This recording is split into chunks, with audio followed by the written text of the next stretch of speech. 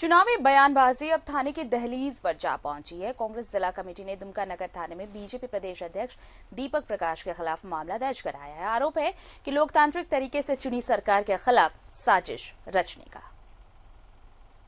सरकार आती और जाती है।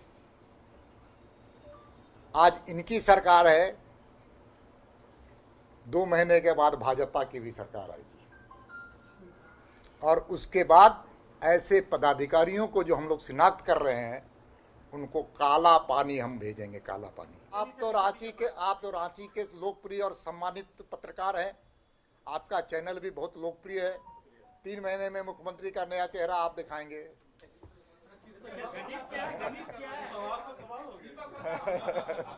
आप देखते जाइए, राजनीति की बिसात होती है शतरंज की तरह, और शतरंज की बाजी कोई पहले बता देगा तो राजनीति में हार जाएगा। समय आने दीजिए। 3 महीने के अंदर राज्य के मुखिया का चेहरा बदल जाएगा। बीजेपी के प्रदेश अध्यक्ष दीपक प्रकाश ने दुमका में आयोजित प्रेस वार्ता में एक बार फिर बीजेपी के कमबैक का दावा किया है।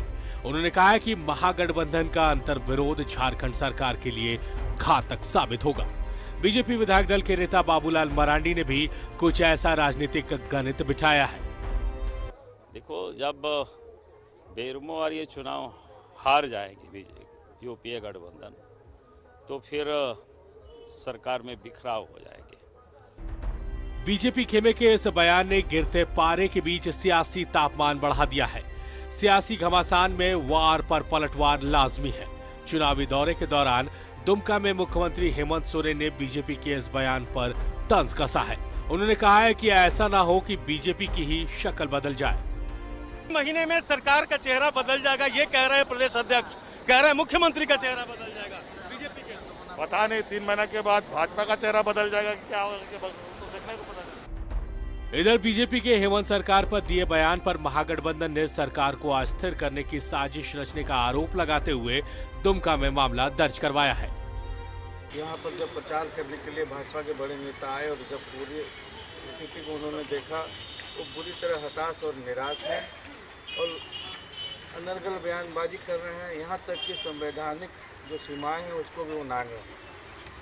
भारतीय जनता पार्टी के जो अध्यक्ष हैं वो कह रहे हैं कि हम 2 महीने में सरकार गिरा देंगे।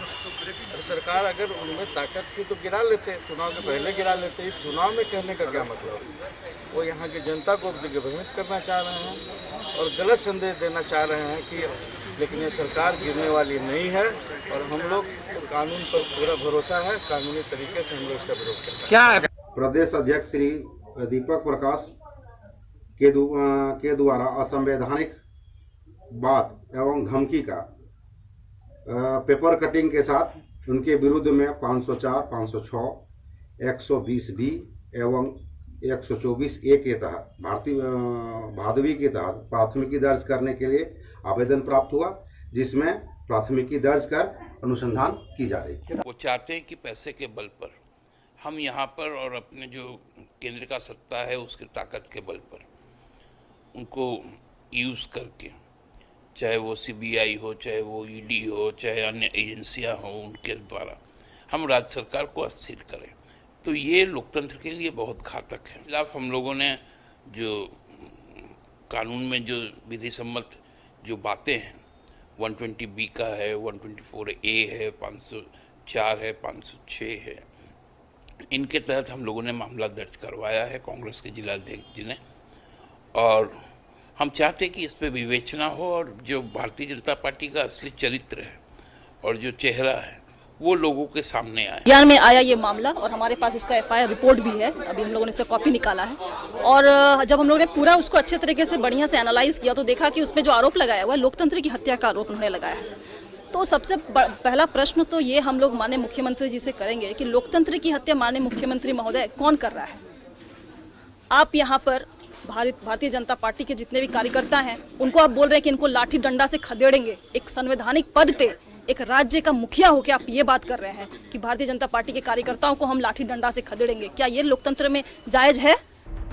सियासी दंगल में जुबानी जंग कोई नई बात नहीं है, मगर ये मामला अब थाने तक पहुंच गया है। आगे क्या होगा ये भी गौर करने वाली बात है। लेकिन इन सबसे अलग फिलहाल इस चुनावी दंगल में 2 सीटों पर कौन सा चेहरा चुनकर आता है, सूबे की जनता को इंतजार है। Bureau report, news 11 Bharat.